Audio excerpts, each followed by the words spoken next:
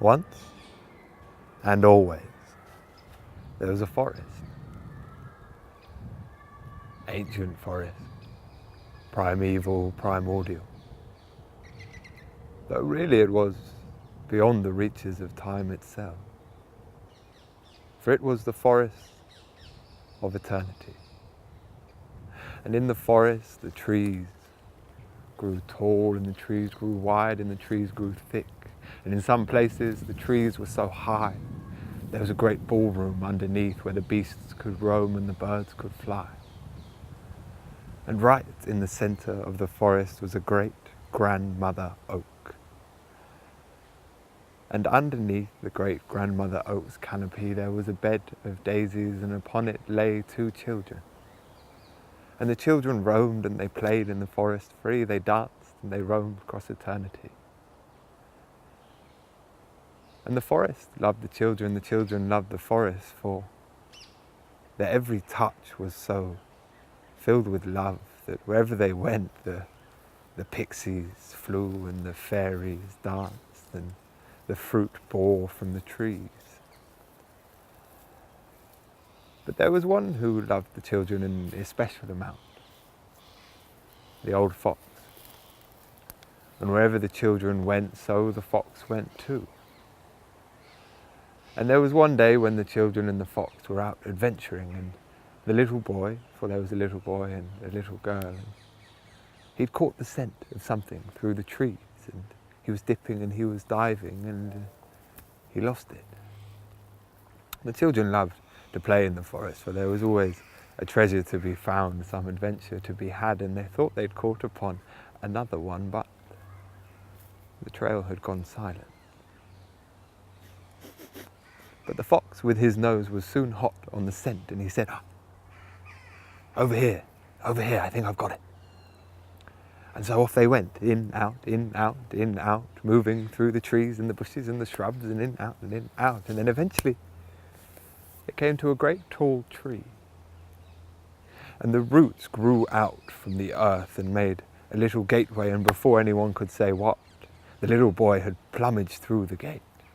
And behind him he left a kind of detritus and closed the gap over him. And the little girl and the fox were all kinds of worried, and they looked down and they said, Are you okay in there? Are you okay in there? There was no response. And there would not have been a response, for the little boy was far too amazed by what he'd found in the underground chamber to worry about what was going on upstairs, for underneath the tree there was a room of sorts that had opened out. And though it was underground and no light came through, it was glowing. And flowers grew all around inside, and they roped their way down into hanging lanterns, and there they cut and they shone. Pixie, the little boy thought to himself, for only pixies have such magic to make flowers shine and blossom underground. And right in the centre of the room was a great daisy, and there were toadstools around as though a table, and there was a bed of ferns in the corner, and the boy looked around, but there was something else. There was something rather unlike anything the boy had ever seen before. There was something shining, and the boy wanted it. He wanted to have it. And so he looked around the toadstools, and he looked under the daisy, and he was rummaging through the lanterns, and still he couldn't find it. And there was a burning inside of him, a fierce passion. He didn't know what it was, but he wanted it. And so at last he was rummaging through the bed of ferns when he hit upon something. Something rather unlike anything else in the forest, for everything in the forest was smooth, it was soft, and this was hard, and it was sharp, and it shone. The little boy clutched it, and he felt all kinds of things he'd never felt before. And as he did, he started to hear a song coming from further down the hall. Mischievous, dancing kind of a song that said, he, oh to be. From pinks to greens to reds to blues, from the magical me to the colourful you. With a twist and a flick I make you grow, he. What clever things I... Pixie! The little boy thought. And for the first time in his life, he was scared. For fear was not something that had entered the forest before. But here fear was, for the little boy found himself clutching even harder to the object in his hand. He didn't want the pixie to have it. It was his. And with this resistance came a fear of losing it. And so he stole away out of the cavern, and he managed to clear the detritus and come back above the ground. And there he saw the little girl and the fox. And the little girl said, "Are you okay?" And the little boy rather gruffly said, "Yeah, I'm fine." And the little girl said, "What were you doing down there?" And he said, "Nothing." The little girl always had fun poking the little things that the little boy did. And she said, "Nothing. It didn't sound like you were doing nothing. What were you doing down there?" And suddenly a rage came over the young boy, and he turned and he said, "Nothing." It was all a bit shocking. And so rather, completely embarrassed really about what he'd done and burning under the collar with a hot rage, the boy stormed off.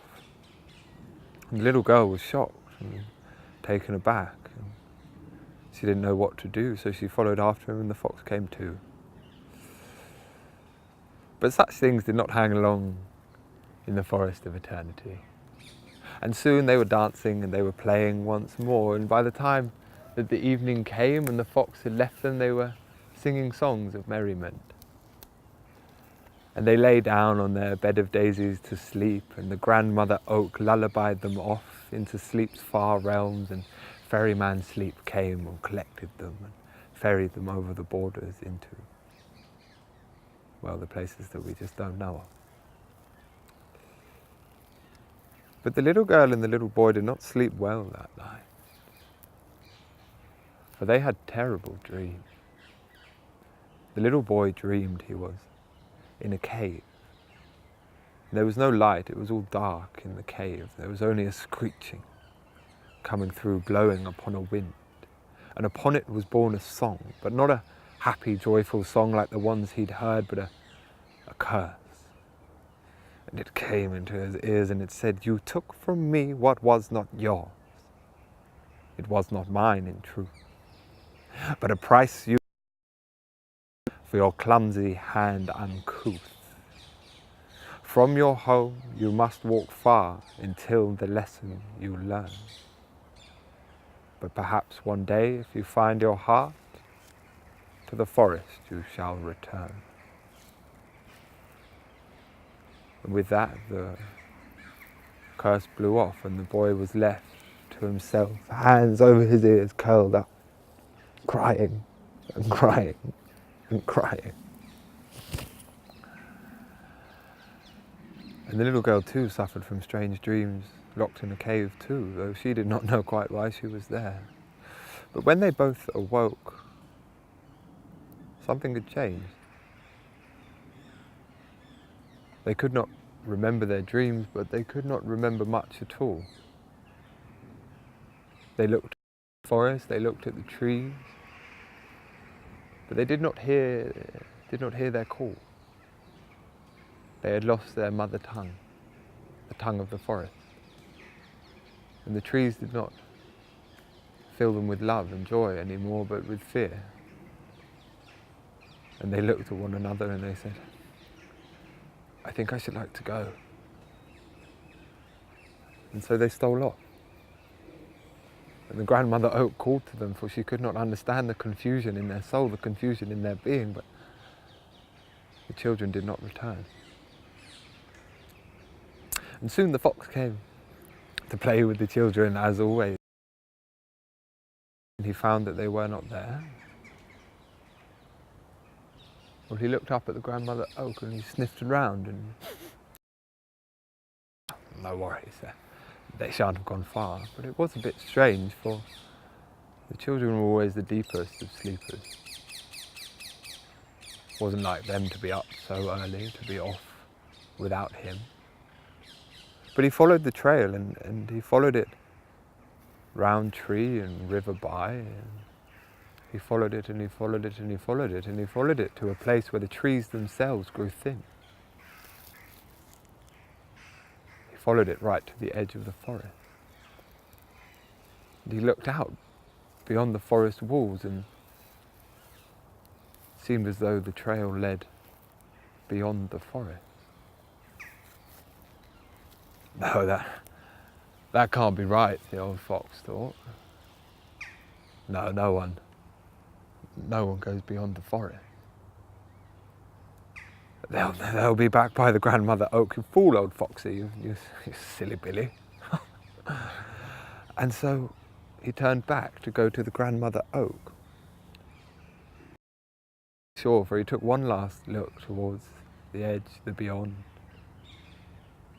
And then he stole back, and he went back river by and round tree and back to the grandmother oak. He searched, and then he said, "Oh, foxy, you old fool. Ask the oak." So he walked up to the grandmother oak and he said, "Excuse me, excuse me." But there was no response. And so he said again, he said, "Excuse me." But there was no response. There would not have been a response had there been 10 foxes or 100 foxes, for the old grandmother oak had gone to sleep. Now this is no small thing, for when a tree goes to sleep, they go to sleep for all of winter. And they shall not awaken until the new spring comes, and none do know when that will be.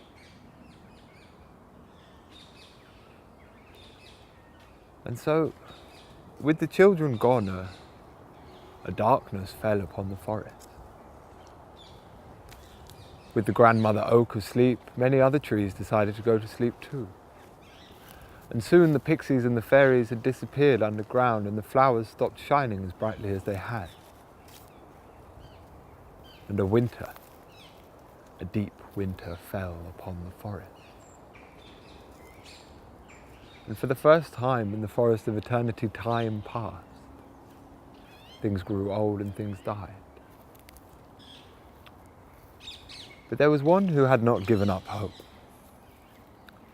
No, the old fox just couldn't let it be, couldn't let it lie. So each and every day he searched a different part of the forest. He searched parts of the forest none had thought to go, and each day the forest was becoming a little darker. Each day a bit more sinister. But the fox continued to search, and he searched deeper and he searched darker, until he was at the very deepest, darkest part of the forest one day, when he saw in front of him 2 great trees.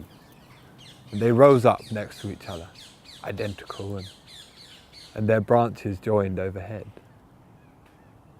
And beneath it was as though it was a gateway leading to somewhere. It was like nothing the fox had ever seen, though he could have sworn he'd searched the forest each which way.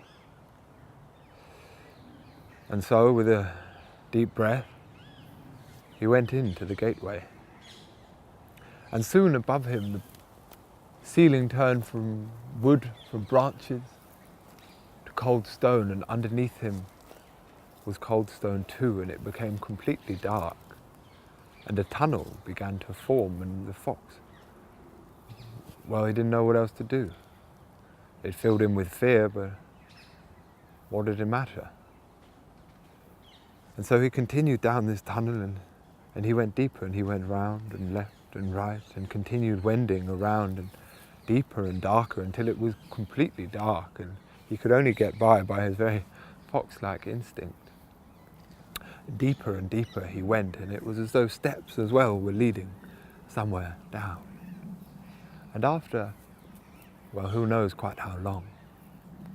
Beneath his paws he began to feel something wet, moisture. And so too there was a light of sorts. The softest, bluest light. And the fox continued on, and he went round one corner and round another, and the light became brighter and brighter until he came out into a great cavern, a great vast underground cave.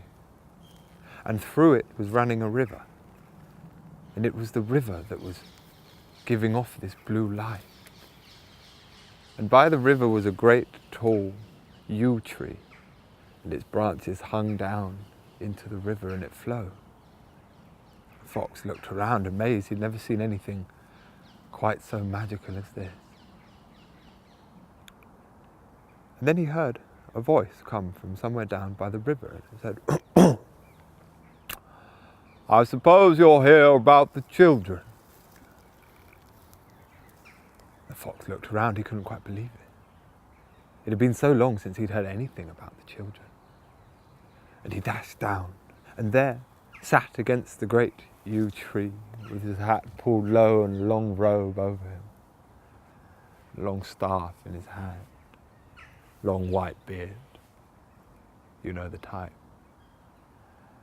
And he said, "The children." He said, do you know what happened to the children?" And the wizard said, "Well, the river runs forward till forward is back. The river shall know." And the fox said, Can I ask?" The wizard said, "Well, we could ask. Sure." And he moved over to the water. He put his hands down quick as a hunter. He pulled up. He moved over to the fox. He knelt before him, and with a prayer or a spell or something of the kind, he said, "What once is now that came before is but one wave upon the shore. In circle does the river flow, in one place all we can know. Sands shift and clocks change, but the truth remains ever the same." And he blew it over the fox. And the fox was taken. And suddenly he was journeying along the river. It was not quite in his body, he was not quite anywhere at all. And he was going up the river, he was going back up the stream, up the current, up the river of time. And he was going and he was going, and it was becoming faster and faster and faster until it stopped. And there his clock stopped ticking. His compass stopped spinning. He was to be, to be, to be, to be. And then a whistling came through into this nowhere and created a something, a somewhere, and the river, the currents came back, and he was riding them. But he was riding them back out the other way, a different way from which he'd came. And as he rode it, he began to see images. He began to see the children, the night that he'd left them. And he saw the great-grandmother oak, and he saw the children asleep there. But there was something more. He saw a pixie rising up, out from the bushes, just as the children were asleep. And the pixie flew up over the children, and from its hat took some leaves, some blue petals, and whispered something wicked into them. And he blew them over the children. With that, the fox came back into the room, into the cavern, the great underground cave, and he looked up. He said, "The pixie. He cursed them. How could he?" And the wizard looked down and said, "Well, you know, if one thing was not, all things could not be." And the fox said, But the children,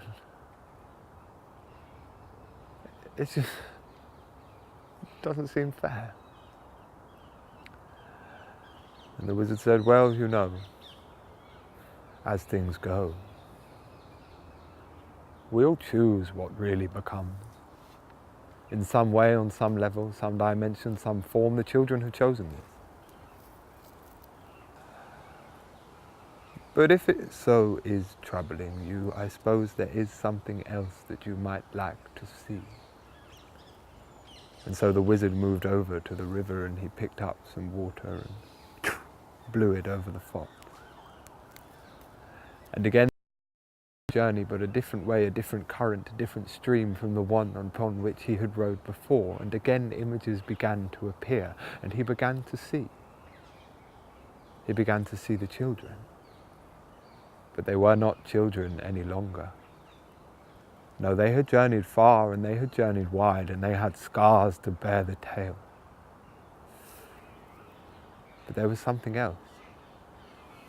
They'd remembered.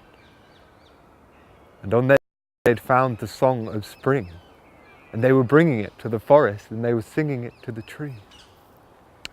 And the trees were waking up. And the pixies were rising from the ground, and the fairies were singing in the trees. The owls were hooting and the beasts were roaming. And the fox came back into the cavern with a tear in his eye, and he said, "They shall return. They shall return." But the wizard said, "Well, in some place and some time they might return. But who's to say that that time shall reach this place? They shall need some help." The fox didn't need asking twice. He looked up and he said, "Then whenever and wherever you find the children, and you find them in their deepest and darkest places, so too you shall find the fox. And may it be one day that they return. May it be that they remember. They are children of the forest, and the forest is their home." And with that he stole out the cavern. When the wizard was quite sure he was gone, he turned and he put his long staff into the water. And in the old tongue he said, "Osa, Osa, hey," which translates something like, "May it be so."